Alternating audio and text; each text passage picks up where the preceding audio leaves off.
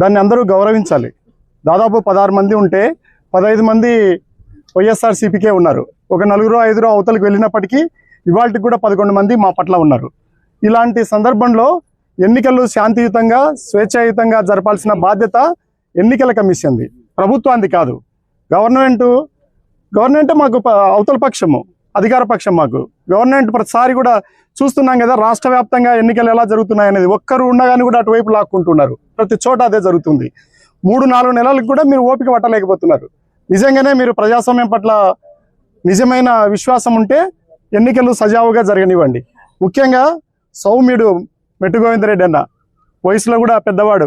అలాంటి ఆయన్ని ఆడియోలు వీడియోలు కూడా ఉన్నాయి, ఎంత అధ్వానంగా మీరు ఆయన పట్ల దురుసుగా ఎట్లా ప్రవర్తించారనేది. దాన్ని తీవ్రంగా ఖండిస్తున్నాము.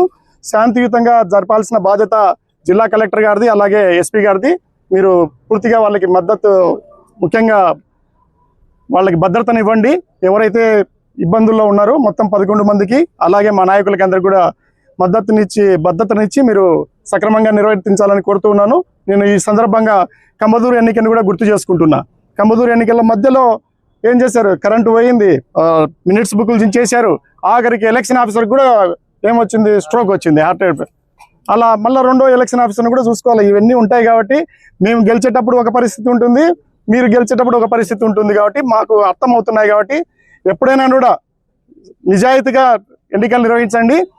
ఎంపైర్లు ఎవరు కూడా ఆటగాళ్ళు కాకూడదు. వాళ్ళు ఎప్పుడు కూడా ఎలా ఉండాలో వాళ్ళ ఉద్యోగం వాళ్ళు అట్లనే చేయాలి. ఎన్నికల తర్వాత ఏమైతే ఇవన్నీ రికార్డ్ అవుతాయి, తర్వాత గుర్తుపెట్టుకోమని కూడా కోరుతున్నాను. Thank you.